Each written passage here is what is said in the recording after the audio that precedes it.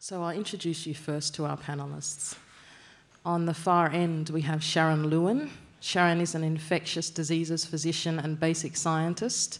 She's the inaugural director of the Doherty Institute for Infection and Immunity at the University of Melbourne, consultant physician, Alfred Hospital, Melbourne, and an Australian National Health and Medical Research Council practitioner fellow.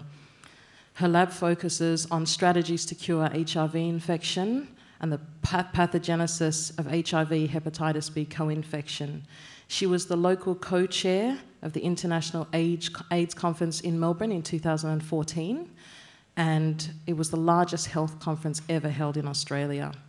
She's on the leadership team of the International AIDS Society's strategy towards HIV cure, and she's a member of the Ministerial Advisory Committee on Bloodborne Viruses and Sexually Transmitted Infections. So welcome, Sharon.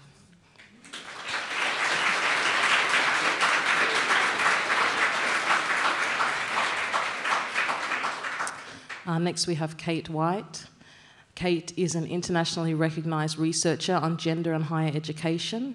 She's adjunct associate professor at Federation University Australia and co-director of the 9-country research consortium, the Women in Higher Education Management Network. Her research focuses on gender and higher education, women's academic careers and women in science, and her book, Keeping Women in Science, which I read last week, it's fantastic, we'll talk about that tonight, was released by MUP in January 2015. Dr. Catherine Mack, Katie Mack, is a theoretical cosmologist. Her work focuses on finding new ways to learn about the early universe and fundamental physics using astronomical observations, probing the building blocks of nature by examining the cosmos on the largest scales. Throughout her career as a researcher at Caltech, Princeton, Cambridge, and now the University of Melbourne, she has studied dark matter, black holes, cosmic strings, and the formation of the first galaxies in the universe. Kate is also an active online science communicator and is passionate about science outreach. As a science writer, she has been published by Slate, Cosmos, Sky and Telescope, Time.com, The Economist, Tech blog Babbage, and other popular publications. So welcome to all of our panellists this evening.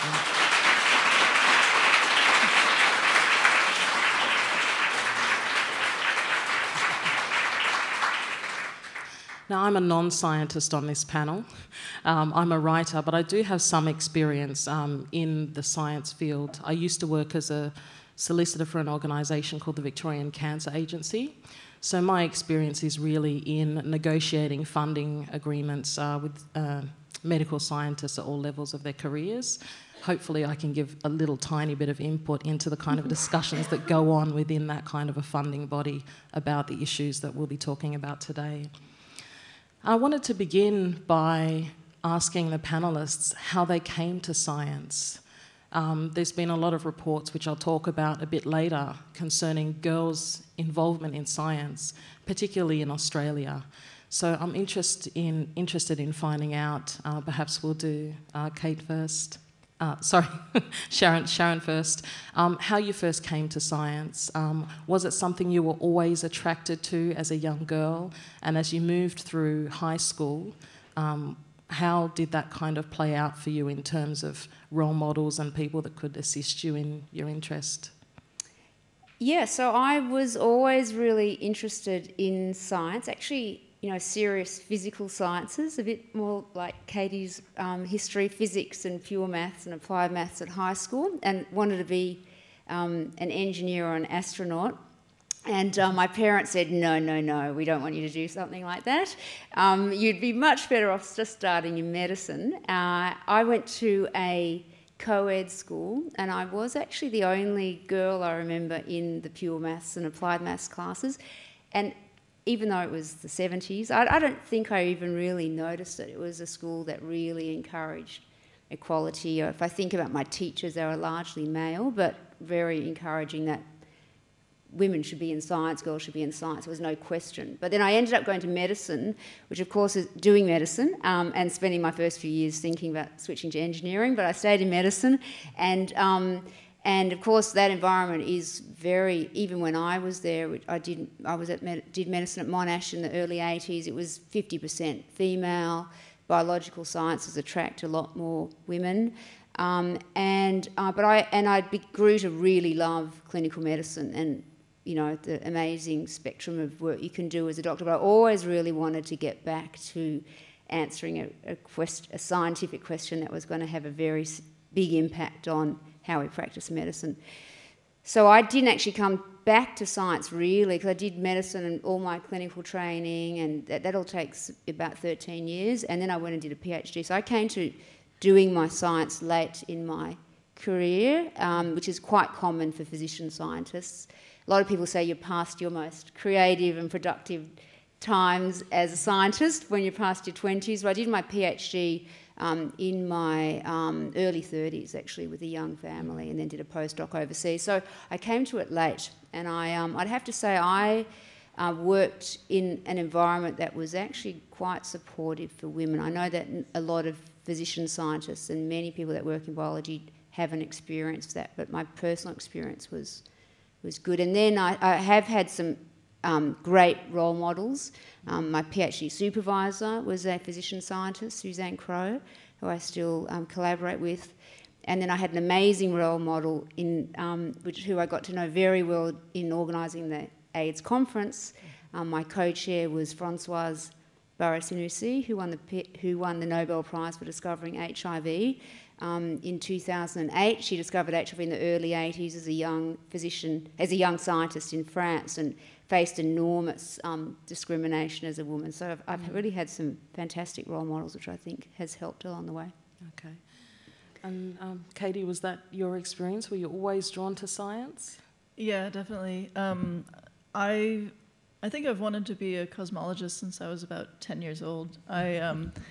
I used to read about black holes and space-time and the Big Bang, and I heard about this person, Stephen Hawking, who was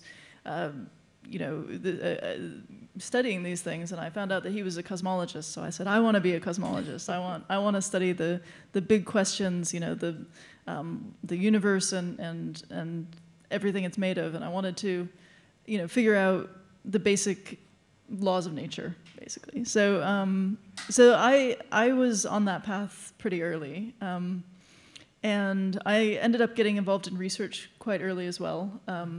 I had some good opportunities to be a sort of intern in a few different areas of science. So I worked at a geophysics lab for a little while in high school, and I ended up also working in particle physics as a high schooler in Japan, and I got to go to a neutrino detector in Japan when I was, I think, probably 17.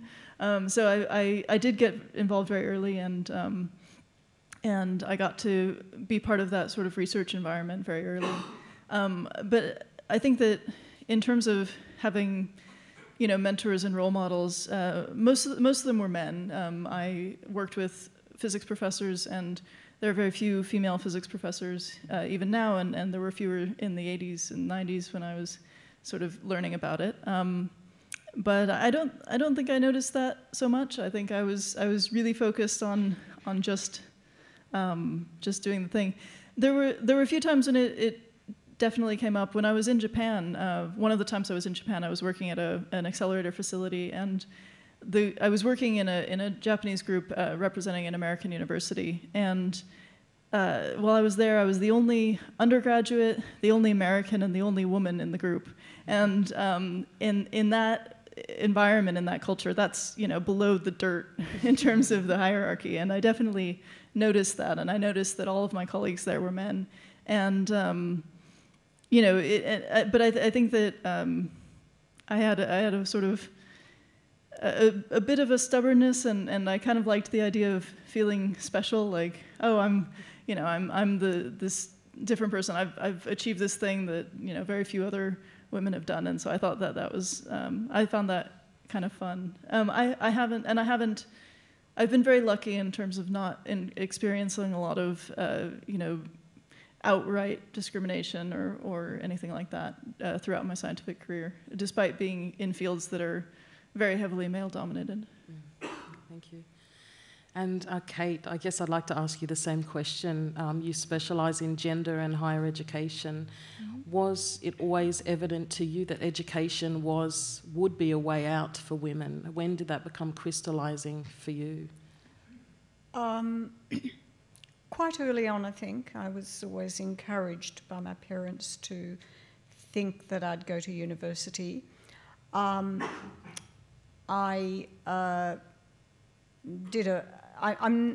not a scientist, I'm a gender researcher. So my background is, my PhD was actually in political science. And I've actually written about my career, a book that I edited with Barbara Bagel-Hole in the UK in 2011 called Generation and Gender in Academia, has a chapter about my academic career, if anyone is interested. But I guess I've always been interested in gender and issues around gender. I co-authored a book in 1984 on women in Australian politics. But the last 20 years, my focus has really been on gender in higher education. And it was in that context that the Florey Institute invited me to come and work with them on a project on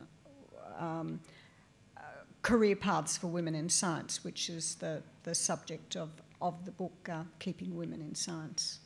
Mm-hmm. Thank you. So I guess moving on into now, in terms of what you're doing in your fields at the moment, what is the biggest issue that you see for women? Is it flexibility in the workplace? Is it those kind of early career paths from PhD onwards? We were talking earlier about that work-life balance in terms of when do you start a family if you're a scientist in a profession that's geared towards people who are unattached and who are able to move wherever the work is. For each of you, and also for yourself, Kate, what do you see as the single most important issue for female scientists in terms of career progression?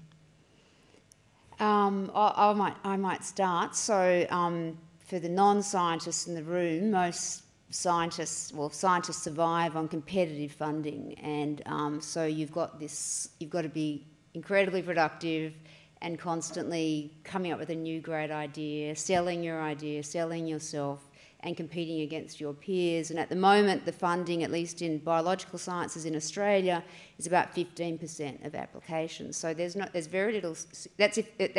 Within biological sciences, very little security in that. But if you love it and you want to continue that, and you want to be able to design an interesting question and answer it and continue in, doing your passion and not being restricted in what you work on, that's what you face every 3 years, sometimes a bit longer. And I think the really, really hard... So that's a tough career for anyone, male or female, but the really tough thing for women is that transition, which again is tough for all scientists, from being trained under someone as a PhD and a postdoc, and then to have enough creativity and ideas and success to justify getting your own funding. And that usually comes in your sort of early 30s or mid-30s when you might be having a family. So we were talking before about the collision of work and family, and it really happens at a time that's critical for you getting independence and getting money. So it's that, I think that's a huge barrier. So a lot of really bright women who do their PhDs and postdocs look at this and think, not possible. I want to be home with my baby, really hard.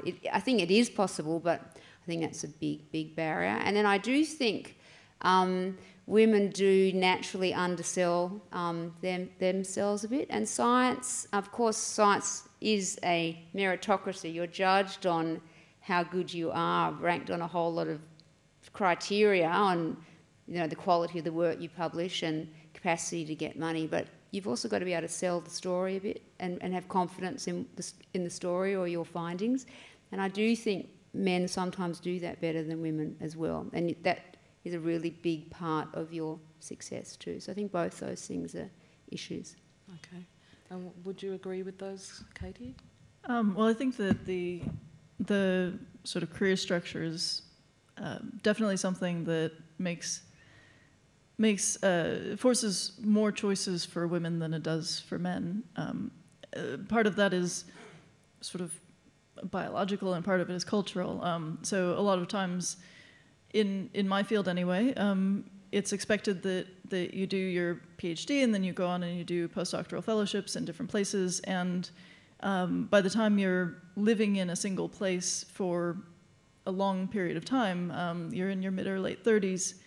And during those postdoc years, that's when you're expected to be the most productive and the most work-focused. And it comes at a time when people are normally trying to start families or have relationships. You know, a lot of my friends from home are married, have children, all of that. And that's not something that's something that's very difficult for me at this stage in my career, because I'm moving all the time. Every few years I'm going somewhere else in order to follow my career. And that's, you know, so that sort of choice is less often forced for men, because just culturally it's much more common for women to make career sacrifices in order to follow their male partners, if that's the situation they're in. And so a lot of my male colleagues, their wife just follows them wherever they're going, and that's a lot harder for women to get that to happen. And it's also an issue that in sciences where the field is much more male dominated, it's more common for the women in the field to be dating men in the field, and so they're much more likely to face this issue than the men are, because they tend to be dating people who are not in the same area, and so they might have more flexible careers. So I definitely think that that's something that comes up a lot and as a problem. But I also think that especially in the physical sciences, just the kinds of, I don't know, unconscious bias or even consciously stated bias is something that can be really frustrating for women and can hurt their careers. So there have been studies about, you know, reference letters having different focus for men and women. And so if you're applying for a job and you're a woman, your letter is much more likely to say that you're, you know, agreeable or conscientious, and if you're a man, you're much more likely to be called brilliant, or you know, I mean, those kinds of biases do exist, and you know, just navigating all of that is it can be very frustrating. I mean, I've certainly encountered a lot of women in my field who just who have to deal with being thought to be less good because they're women, or even dealing with harassment from senior colleagues and not having a way to deal with that while still maintaining their position, and that's something that comes up a lot. So I think a lot of it is in fields as male-dominated as mine. There are a lot of these cultural things where, you know, living in a society that has a lot of sexism, academia also has a lot of sexism. We're not separate from that, and people think that we are. We think that, oh, we're, you know, it's all a meritocracy and everything is perfect, and, you know, we're not biased.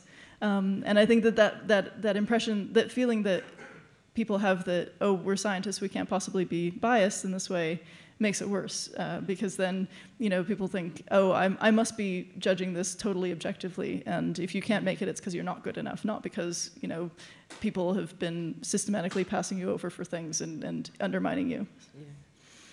And Kate, you talk about many of these issues in your book, particularly that issue of mid-career progression and these kinds of conscious and unconscious biases.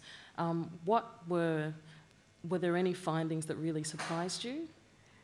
I'd just like to pick up on Katie's point about the entrenched male leadership. It was very clear in the case study I did of the Florey Institute. Looking at their Parkville campus in 2011, at undergrad or PhD level, 65% of the students were female. But when you looked at senior management, the percentage of women was 0. There were no women in senior management. So what's going on? What's the process that's going on there between this overrepresentation of women as PhD students and by the time they go through their postdocs into senior research officer, into research fellows, and at the end of that, as you go up the ladder, the women aren't there. They've disappeared. So yes, there is conscious and unconscious bias going on, and it's not just around women having children or not having children. That conscious and unconscious bias also affects women who don't have children, and some women in science make a conscious decision about not having children. It still happens. I mean, I had some senior males say to me, look, Kate, a woman's got a choice in science. She can either be a brilliant scientist or a mother, but she can't be both. So that I found that quite surprising. These were the baby boomers who are now in leadership positions. Not all, but some had that view. The most surprising finding and heartening finding of my research is that the younger generation are not buying this. Both the men and the women, the Gen X and Gen Y, want a different way of doing science. They want more work-life balance. They don't want to work the 14-hour days, 6 days a week. The men are working out, younger men are working out ways to work 4 days a week, work a full-time load 4 days a week so they can be home with children 1 day a week.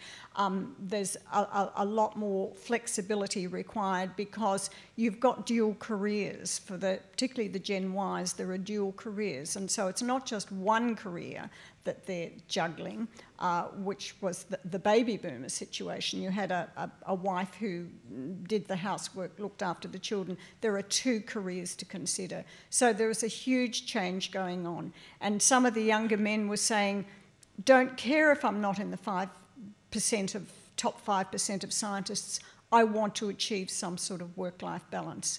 And the women are saying, those that are coming back off maternity leave, I want my decision to come back initially part-time respected by my colleagues. I don't want to be sidelined and told that I'm a lightweight because I'm choosing at this point in my career to work part-time and that I'm less committed. So the Gen X, but particularly the Gen Y, are really clear about how they want to do science.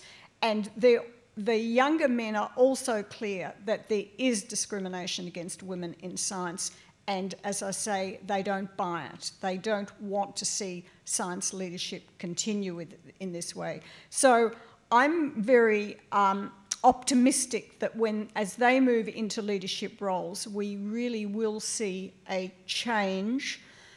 Having said that, science in Australia, as in most countries, is working with a really inflexible funding model, and that doesn't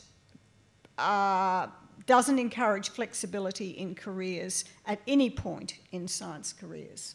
Mm. When I was working with funding agreements, one of the key issues was people in that kind of early career seed fellowship space going on maternity leave, and how do we renegotiate these milestones? Can this person do this project part-time? And there was a lot of conversation at that time, this is about 4 or 5 years ago, about what kind of models were around in terms of contracts that could be malleable and flexible in that way. Do you see this at your end? Do you see a change there in terms of what funding bodies, the kind of flexibility they're willing to allow? I think there is. I think there's a real recognition in many institutes, hospitals, universities about this problem, and at the major funder, which is the National Health and Medical Research Council, they have got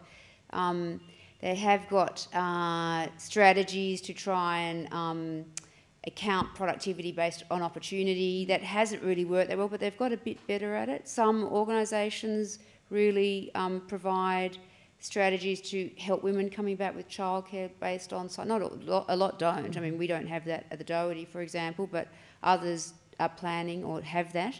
So childcare on site or additional funding to give researchers give it an additional research assistant. So I think there are strategies to do it, but the reality is science is really competitive, and you have to get your answer first. You know, not first in Australia, first internationally. And so if it's going to be slowed down, you're going to miss out on that opportunity.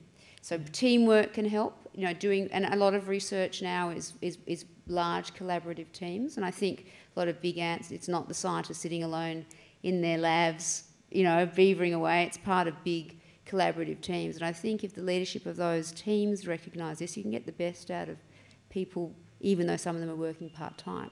It's a team effort. Yeah. And we were talking in the green room about the difference between the number of women who go into biological sciences and the number of women that go into hard sciences. Are there other differences in terms of, you know, because women need a more flexible space, are they more inclined to go into the research side of things as opposed to being in, you know, a practical lab space? Or are there other kind of differences in terms of the career paths that are made? I mean, I think in my field, I don't notice it.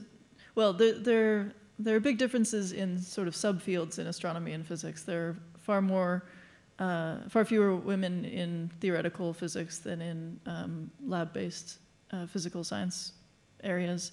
But I think that there's also been, from what I understand, a bit more women in adjunct positions and sort of non-tenure track kind of positions than in tenure track, possibly because of this timeline issue. Yeah. So that's something that I've seen.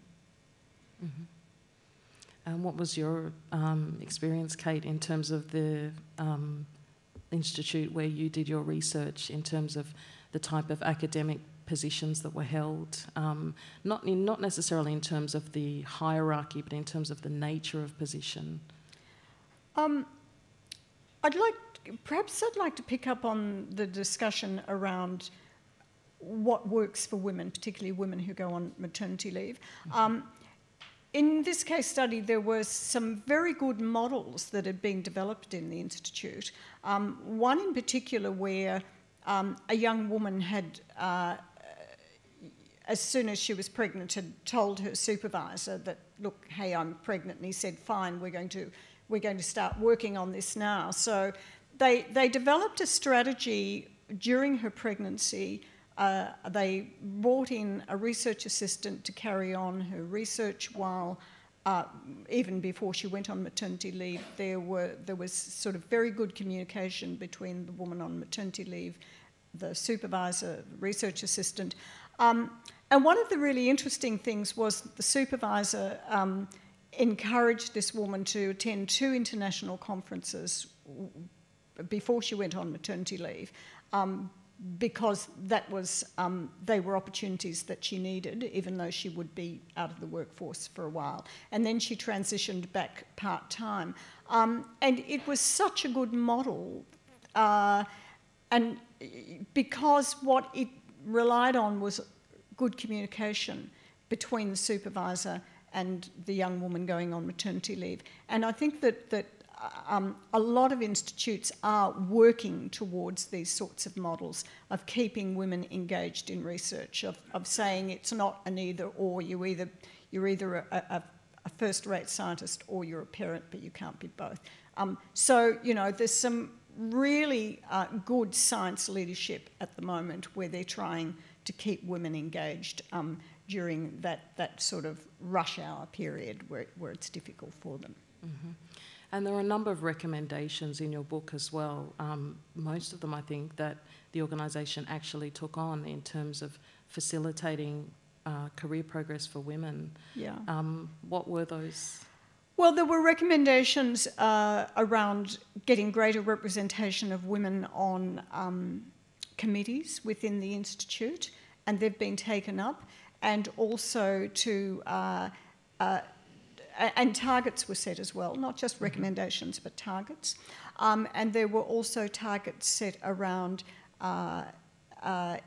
increasing the number of women as senior research fellows, and they're being worked towards at the moment. So it was really nice to work on a project I was working with the Equality in Science group at Florey, and I said from the beginning, really, you know, this is a collaborative project because you have to own it. You know, I'm not there to ensure that the recommendations are implemented. So it's and it's sort of it's still ongoing. So it's been a really nice collaboration. Yeah. And Katie, the issue that you raised in terms of maintaining relationships and maintaining that kind of work-life balance when you have to constantly travel for work, what do you see as some things that might be done in terms of, you know, apart from men actually travelling where their partners work, are there any practical things you can think of that might alleviate that situation? I mean, it's a very hard problem with the current structure of the academic careers in physical sciences, because moving to a different institution for a few years is actually really good for developing your career as a scientist, developing new leadership skills, new collaborations, and so on. The fact that it's been changing over time so that you have to do that more is a problem. So in a few decades ago, it was expected that you would go from a PhD position, you know, go from getting your PhD to becoming junior faculty. Then it became you do a postdoc and then you go on to faculty. And now 2 postdocs is pretty normal in my field. 3 is becoming normal, and a postdoc is a couple of years, 2 or 3 years long, roughly, usually. And that sort of hopping around the world is just really hard. I mean, in terms of maintaining any kind of grounding is very difficult. I think that if there were longer fellowships, or even just if there were fewer postdoc positions so that it was the sort of cutoff point was earlier in the career structure. Personally, I feel like that would help, because at the moment there's far fewer faculty jobs than postdoc jobs, to such an extent that it's very common for people to do 2 or 3 postdoc jobs and then not get a faculty job. And so people end up making these huge sacrifices and then not necessarily continuing in the field. And it would be, I think, better for everybody in the field if there were fewer postdoc positions, they were longer, and so you go from getting your PhD to going on to maybe 1, maybe 2 postdocs, and then you're somewhere permanent. And I think that would definitely help a lot. I mean, obviously the best thing would be if, you know, culture changed entirely and these things were, you know, there was no expectation that the man's career was more important and just everybody was equal. But in the meantime, yeah, there's a quote in this book by Sharon Bell. I don't know how many of you have read the book by Professor Sharon Bell, from a 2009 report that she did, where she said, when we document attrition, we are mapping accumulated disappointment, frustration, and unrealised expectations impacting significantly on individuals. And that report in particular, you know, just looked at this idea of losing women to science and, you know, why do we lose them? And it is very much to do with that issue of, you know, how do you balance life when you have this career that is expected to be all-consuming and you're expected to put your everything into. I've been reading kind of a lot of the reports that have coming out, as you probably all have, about girls in science in Australia. And there was I think a 2013 report that came out that said that 15-year-old girls actually way outperform the boys in all countries except Canada, the UK and the US in science. But yet 2 years later we had a report saying that only 1 in 4 girls are choosing the subjects to enable them to pursue science. And I was interested when Sharon and Katie, you were talking about your experiences of growing up and going into the sciences. You both kind of seem to have been supported into that path. Katie, you had a lot of opportunities, you know, when you were kind of a teenager, and you know, although you said your parents kind of cautioned you against going into the hard sciences, you know, you were supported in that. And Sharon, you also expressed that at that academic level that there's perhaps a reluctance of women to put themselves forward. And these reports were kind of saying that the difference in engaging girls in science is about convincing them that they actually have the ability. It's not about them actually having the ability, it's about kind of building that confidence. How much of a loss to science in terms of girls going into the field and women staying in the field can be attributed, do you think, to just being a woman and that kind of self-confidence that you have when you come into the world as a male child that you don't have as a woman? Well, I think that in physics especially, and in other sciences like physics, where there's a lot of men and there's been that history, women are just repeatedly told that it's not for girls, and they absorb that message very young and constantly over time. There was a study out of University of Melbourne recently, actually, looking at the number of girls going into physics bachelor's and master's programs, and showed that the numbers are actually going down a little bit. And one of the reasons that the young women would give for not staying in physics was that they felt like physics was too hard for girls, and they'd absorbed this message from outside, saying that it was this, that their gender was going to hold them back. And I find that really, really frustrating and really tragic. I think that it's, I think that the confidence thing does come into it, but I think it's also just constantly having people say, that you're not going to be good enough, you're never going to make it, you're not brilliant enough. It comes back to this idea that there are some fields where people talk about them as though, oh, if you work hard, you'll make it, and other fields like physics where people talk about it as you have to be a genius. Mm-hmm. And girls are not told they're geniuses. They're not told that they're brilliant, and they're not given the idea that they can be brilliant, that they can work hard and achieve something. They're told, well, you're not naturally good at math, you're not naturally good at physics, you're never going to do it. And that, I find that just so deeply frustrating, especially in light of so many studies that show that there really is no difference. But people see, people absorb that. I mean, I've had undergrads come to me and ask about careers in physics, and say that they'd already been told by their classmates that they weren't good enough, and that they were never going to make it because they were a girl, and girls are not good enough. And I've had girls come to me and say, I want to go into physics, but I'm worried, will my work be judged equally to my male classmates? And that's a really frustrating question to have to answer, because from what I understand, probably not. And girls, people don't want to go into a situation like that where they know that they're going to be disadvantaged and looked down upon. And so I think that's something that is a major pressure and really, really frustrating. Mm-hmm. And Sharon, I don't think you see that so much in medicine or in biological sciences, because you definitely have a lot of women do very, very well. I think what happens is the decisions, it's a bit about culture, so there's certain specialties that are just less women friendly, and probably because of there was a lot in the paper recently about surgery and neurosurgeons and culture, these and I think maybe Kate was describing that a little bit with male leadership. So that's a bit of a turn off, I think. People think, why, it's not an attractive environment to work in. I'm not saying that exists everywhere, but there are pockets of that in some specialties of medicine and some areas of science. And then it becomes the work-life balance. How much do I really want to work, and how much am I going to give up? And then that tends to I think that what you're describing about I'm not good enough or I can't do it, I don't think I've seen that a lot in young, amazing, young, bright, talented physicians, doctors, scientists. It becomes just that decision about, where I belong. Do I belong in this sort of environment? And then how much am I willing to give up?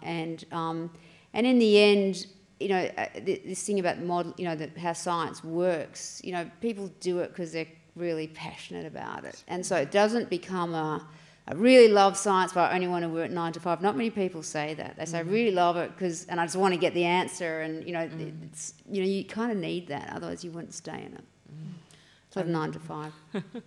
And Kate, there are those 4 key areas that come out of your report, and one of them you said was this real passion. Passion, yeah. I'd like to pick up on Sharon's point there. I mean, as a non-scientist, what I asked these scientists was, what gives you job satisfaction? And it was such a privilege to hear them share their utter passion for science. And so I'd say to any of you in the audience who are science teachers, that's what you really need to, I think, convey, particularly to young men and women who are in high school at the moment. These are not ordinary jobs. These are very special jobs, and the scientists see it that way, and they have this incredible passion. There's a chapter in my book that just talks about their passion for science. And, it was, as I say, a privilege to hear these stories, but it also was reassuring as a non-scientist to think these people are the brightest and the best, and Australia is really lucky to have these young, committed science researchers. Thank you.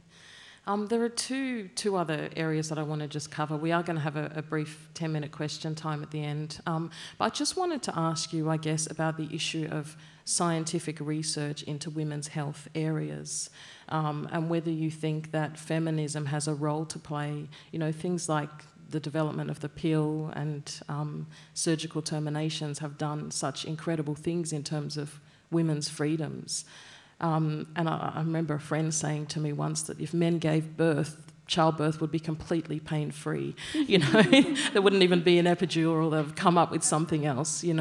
How much does gender play, do you think, in terms of what is researched and which areas funding goes into? It is actually a big issue in my own field of HIV because when a country like Australia, 80% of people living with HIV are male because it's transmitted amongst men who have sex with men. But globally, 60% of people living with HIV are women because in low-income countries in Africa, it's transmissions through heterosexual sex, and in Eastern Europe and US through injecting drug use. And there's a big issue about women participation in clinical trials in HIV. And in fact, I think in answering questions that are relevant for women around contraception and menopause and, sexual function, a whole lot of things that often aren't addressed. And it's interesting to see in the US, the National Institutes of Health, which are their major funders, really require that you have equal enrolment of men and women in clinical trials. And so there's quite a big push to this. In Australia, it's very different. We can't do that here. We don't have those patients. But in countries where women are left out of clinical trials and actually carry the burden of disease, why don't they have equal representation? And there's a whole lot of reasons why, because they're too busy to be involved in clinical trials. They've got to go and pick up their kids. They're juggling work and families. And so there's quite a lot of interest in this and ways to address it. And often the change really comes when it's driven from the top. We're not going to fund you unless you have 50% enrolment of women and men, and some funding bodies are doing that. Really very common issue in my field, but I think in clinical trials in general. Yeah. In your field, Katie, do you see, I guess it's slightly different, but do you see kind of gender issues playing a part in what's researched, or is there a way to put a feminist perspective on the work that you do? What does it mean to be a feminist cosmologist? Yeah. Is the universe a she? In my field, it's like but just people don't talk about gender at all, and I think that's problematic at some level, right? Because there's this representation issue. It's just I think in my area it would be better if there was more of an understanding that feminism is really important for advancing the field just by bringing in more talent and making things more fair. And it's kind of, it's very rarely discussed, which I think is a shame. And Kate, what role does feminism have to play in your research? Well, look, there's change happening in Europe at the moment, which is really exciting. The European Research Area's new funding program, Horizon 2020, every scientist that submits an application for that funding, and we're talking about big buckets of funding, has to consider the gender dimension in their research proposal. So there's been various groups working towards this in Europe for some time, and it's actually got up for Horizon 2020. So that's very good. So when a proposal's being evaluated, they're wanting to see some consideration of the gender dimension in that research project. Thank you, and thank you, everyone. It's been fascinating to listen to your experiences. There's 6 of us here from the McClintock Collective in the 1980s, and we kind of developed because of that notion that we were reforming education, that science itself was gendered. So I'm kind of interested in what you, and you know, the inclusive curriculum, and I guess one of the issues I'd say between 15 and 17, young women get turned off science as much as the kind of cultural, societal factors you're talking about. You know, the monkey shot, you know, out of a tree at this angle, and all this kind of, the disconnection that's evident in some of the physical sciences and biological science. So I'm interested what you think of science itself and what its responsibility is in relation to all of this that we work so hard to change, I guess, in the 1990s. Look, quickly, one of the things I've argued in my book is that the model of the successful scientist, I think, has traditionally been what I've coined the monastic male. So, you know, to be successful in science, you know, you do the science and that's all you do. You don't have a life apart from doing science. And then there was that model changed slightly, you know, for the baby boomer generation. Yes, okay, they did have partners and families, but the partners and families did all the other things so that they could do the science. But I think that what we need to do is demolish that myth, and I think the Gen Ys are going to do that. The monastic male as the model of the successful scientist, we just need to do away with it because it doesn't serve any purpose anymore. Hi, thanks very much for your talks. I just wanted to put the spotlight a bit more about what Sharon was saying on how tough science is, and it doesn't matter what gender you are. I was a former research scientist. The stress is incredible. Publish or perish. And so it really doesn't matter what your gender is. I certainly saw a lot of my male colleagues suffer with that dictum. Is there perhaps a place for a bit of psychology of what research really is all about that would be helpful to early stage career scientists? You know, basically an acknowledgement is this is a terribly, terribly competitive survival of the fittest environment. It really doesn't matter what gender you are. Maybe if you're a female, maybe you need a bit more help with that. Maybe women are more susceptible to anxiety and stress than men generally. I don't know, you might comment on that. But in a way, I think the gender issue is not all that useful. I think this is a terribly, terribly tough career, no matter what gender you are, and an acknowledgement of what sort of a psychology and mindset you need would be helpful for anyone. Yeah, I agree. It's competitive. It's not, and it's. I think it's competitive and tough, and there's constant pressures, and I think managing the anxiety and the fear that you actually got no job security for many scientists as well. It's incredible that, you know, that's people put up with that. but it's, you know, it's not cutthroat. So there's actually quite a lot of collegiality around scientists. So that's very, you know, I hear about lawyers. I'm sure there's a few lawyers in the room, and or lawyers, Maxine. But you know, that's competitive, and it sounds a bit cutthroat too. You know, you actually have a lot of collegiality amongst scientists. Interestingly, even though we are competing against each other, there is incredible collegiality within your own discipline and between disciplines. So that's helpful. And I do think people survive it when because of the passion, and they love what they do and they can see an end point. I also think, though, that we haven't discussed this at all, that there are alternative careers in academia in science. We've just talked about that today, really, because of our backgrounds. But, you know, there's industry, science and industry, which has got a very different career structure and has totally different... It's hard to do discovery research in that environment, but it's possible.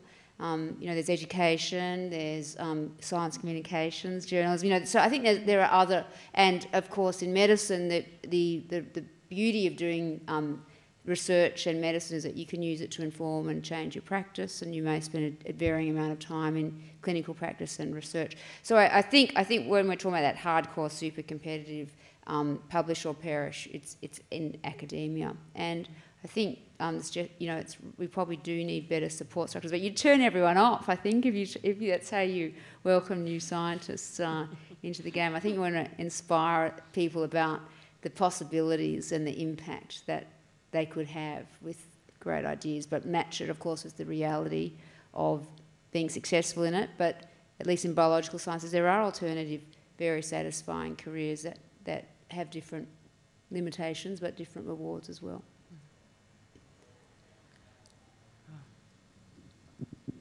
Hi. I just have sort of a general question about your opinions on large corporations such as Facebook and Google offering women to freeze their eggs, and what sort of impact you think that has on people's career longevity or changing of their opinions on family versus science careers, and if you think it would extend to your professions.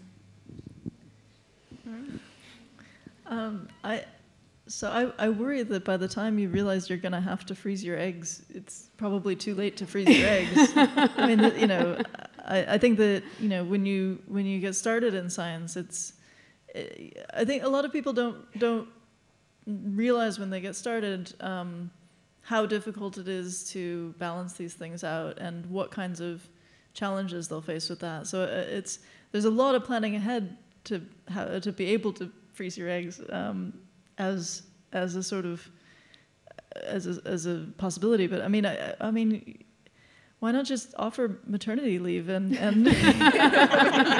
mean, and this is a big problem in the U.S. There was a press release the other day. MIT announced that they were now going to offer 5 whole days of paid maternity leave to their staff, to their scientists, you know.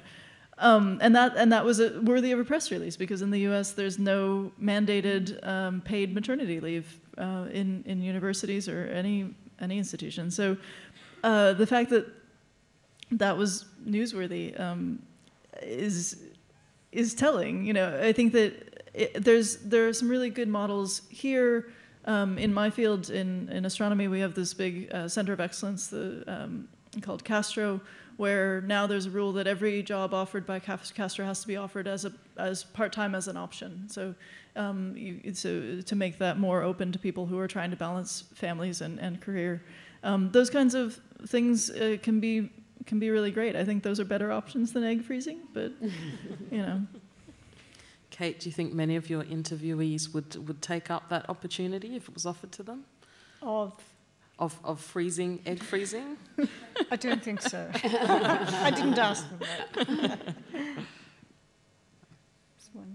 I just wanted to say thanks also for all of your, you know, wisdom and contributions. And as a non-scientist and a lawyer who's probably not as cutthroat as she needs to be, I just kind of wanted to go back to sort of, I think it's come up sort of, but, you know, we talked about the idea of girls lacking confidence and where that comes from. And I guess the main thing that I wanted to kind of hear your opinions on and I don't know, explore is that I mean, I guess the role that science has to play in like either disproving or potentially, I guess, further entrenching what we understand to be sort of gender differences, you know, things that we consider to be biological differences between men and women that will either, I guess, I don't know, inhibit or just that argument that, you know, there are certain female qualities that lend themselves to certain, you know, fields or sort of dispositions, you know, that idea of the ruthless, cutthroat, super confident man as being potentially biological rather than a social construct. And I guess just the tensions and I don't know, the reception to that sort of research that does sort of come up and gets picked up on in the media in a way that, I don't know, it doesn't seem to be for other types of gender-based research. So, I think that most research suggests very strongly that gender is socially constructed. Yeah. Yeah. As a researcher, I find it amazing that people think that you can do this experiment on, you know, how people express their personalities and attribute it entirely to genetics when you've been growing up in this culture and you've got, like, you can't distinguish those effects at all based on the things that are measured. I mean, as soon as the child is taken home from the hospital, they're wrapped in pink or blue, so yeah. I mean, from what I've read from the literature I've seen, there's no basis for truly hardwired biological differences in personality between men and women or aptitude or anything like that. And I think it's going to take a lot of time to get that message across, especially because these studies saying, you know, oh, you know, men are different from women, here's the proof in the brain scans, those get so much press because people like to hear that kind of thing. They like to hear, oh, you know, men are from Mars, women are from Venus, and it's just gonna take a lot of reinforcing, you know, no, that really isn't true. And I don't know how long that'll take, but hopefully the message gets across. We might have, sorry, over there. We'll have 2 more questions and then we'll have to call time, I'm afraid. So, I just wanted to address the issue of grant writing. I think there's a great deal of patronage and people like them on their grants with them. And I think that militates against women when it's generally men at the top. I also think having NH and MRC grants going in right at the beginning of the year when you're trying to deal with kids on holiday is a pain in the butt. I mean, I'm somebody who's been a university researcher for 25 years, nearly 30 years on soft money, and you rewrite the grants, and the incredibly the amount of time that's spent on that is such a waste. There must be a more efficient way of doing that. And that was fine when I was had a partner, but now I'm a single parent, and that precariousness is now not a luxury I can afford. Yeah, I think it's exactly the issues we were talking about the tough issues around security and ongoing funding, but the suggestion around the timing of grants is a really good one, because they're at a shocking time if you've got kids. So I think there are systematic changes that can all go towards you know, helping in that way.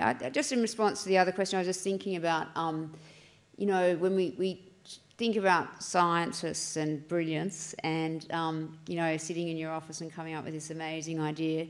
But actually labs labs are sort of run like little businesses, and there's a lot of issues around management and leadership to get the best productivity from your team and teamwork.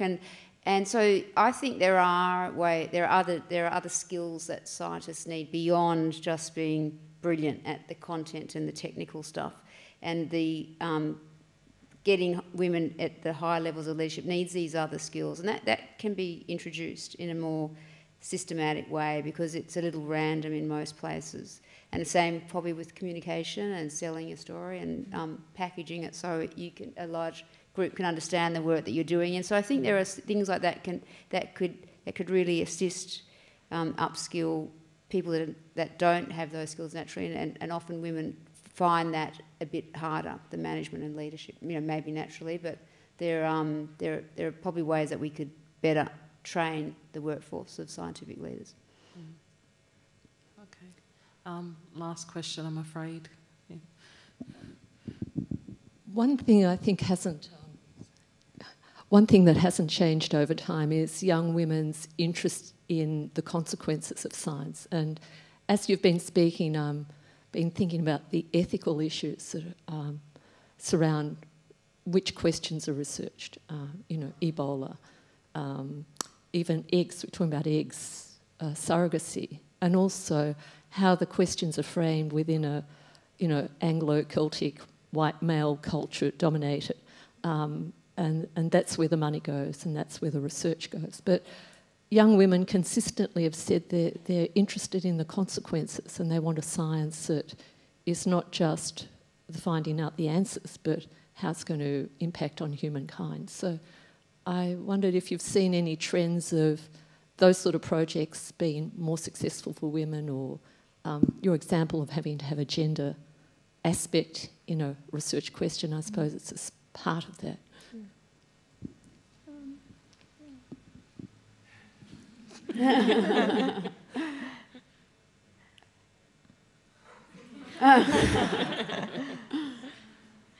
Yeah, look, I think you're going to you need a change at the top. You need a change in how research is funded. And so the European research area has done that. I mean, they've actually built a gender dimension into their funding framework. And that's when you will get real change.